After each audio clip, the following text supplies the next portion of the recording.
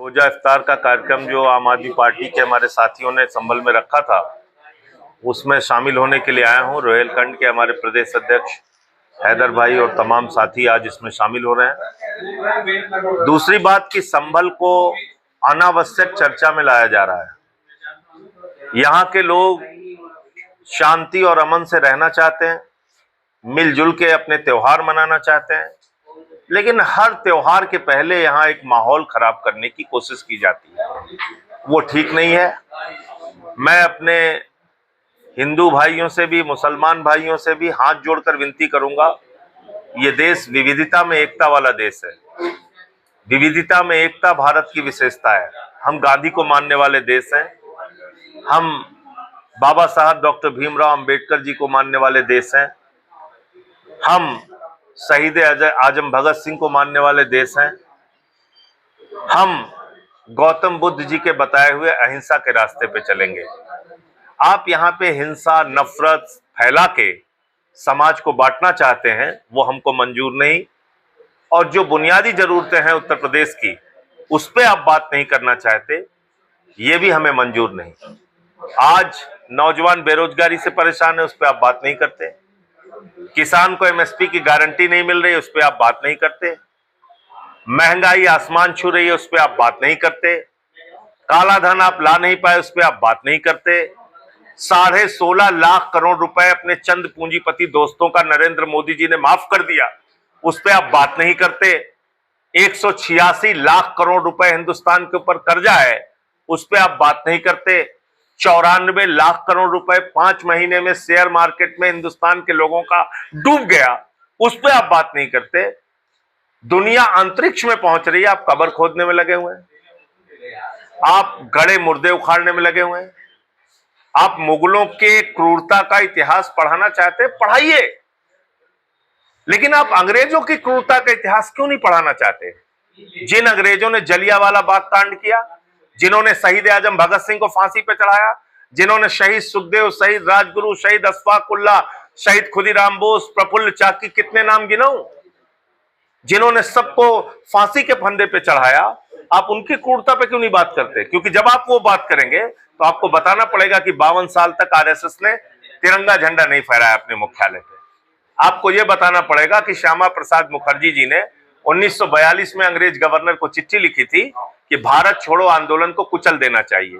आपको बताना पड़ेगा कि नेताजी सुभाष चंद्र बोस की सेना के खिलाफ, अंग्रेजों से जो लड़ाई लड़ रही थी सेना, उस सेना के खिलाफ बीजेपी के पुरखों ने आह्वान किया था कि आप अंग्रेजों की सेना में भर्ती हो जाओ। ये इतिहास पढ़ाइए।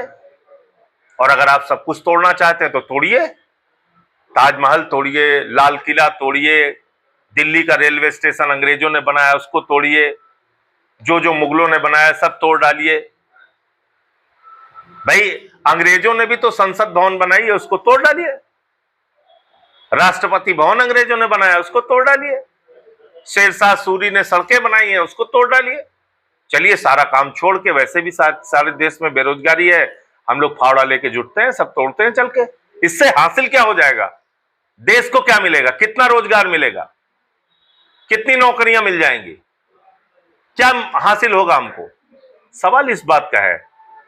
और इसलिए हमने तो पार्लियामेंट के अंदर भी अमित शाह जी को कहा कि अगर आप लोग इसी काम में लगना चाहते हैं तो चलिए हम सब लोग मिलकर तोड़ते हैं, सब विध्वंसक काम करते हैं देश भर में। तो ये ठीक नहीं है।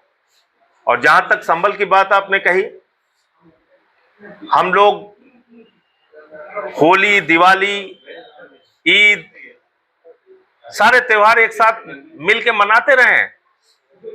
कभी कोई समस्या हुई उसका मिलके समाधान करते रहें। लेकिन उसको इतना बड़ा बना देना, उसको इतना चर्चा में लाना, क्या उद्देश्य है इसके पीछे? सिर्फ अपनी राजनीतिक रोटियां सेकने का उद्देश्य है, और कुछ नहीं। कोई कहता है मीट की दुकान बंद कर देंगे। अरे भाई केएफसी बंद कर दो ना, बंद करो। बीजेपी वालों के जितने रेस्टोरेंट हैं जिनके यहाँ मीट, मुर्गा, मछली सब मिलता है, और बीफ बेचने वाली कंपनियों से चंदा लेती है बीजेपी। क्या ये सच्चाई नहीं है? क्या ये हकीकत नहीं है? तो भारतीय जनता पार्टी को कम से कम, एक तरफ मोदी जी कह रहे हैं हम सौगातें मोदी बांटेंगे 32 लाख मुसलमानों को, जिसमें बीजेपी के कार्यकर्ता सेवैयां बांटेंगे, ईद के त्योहार के लिए जो जरूरी होता है उसको सौगात के रूप में बांटेंगे, मोदी जी की सौगात के रूप में। एक तरफ आरएसएस इफ्तार पार्टी कर रही है, चिराग पासवान जी, चंद्रबाबू नायडू जी, नीतीश कुमार जी, देवेंद्र फडणवीस जी और हमारी मुख्यमंत्री दिल्ली की रेखा गुप्ता जी हज कमेटी के इफ्तार पार्टी में गई थी, किरण रिजिजू जी गए। एक तरफ तो आप लोग इस तरीके का और सौगातें मोदी बांटने का काम कर रहे हैं और दूसरी तरफ नफरत फैलाने का काम कर रहे हैं। तो भाजपाइयों को यह स्पष्ट करना चाहिए और खासतौर से नरेंद्र मोदी जी को कि भैया आप गले लगाना है आपको या गाली देना है, दोनों में से एक चीज तय कर लो। गले लगाना है या गाली देना है ये आप तय कर लीजिए। तो इसलिए मुझे लगता है कि ये एक अनावश्यक तूल दी जाती है छोटी छोटी बातों।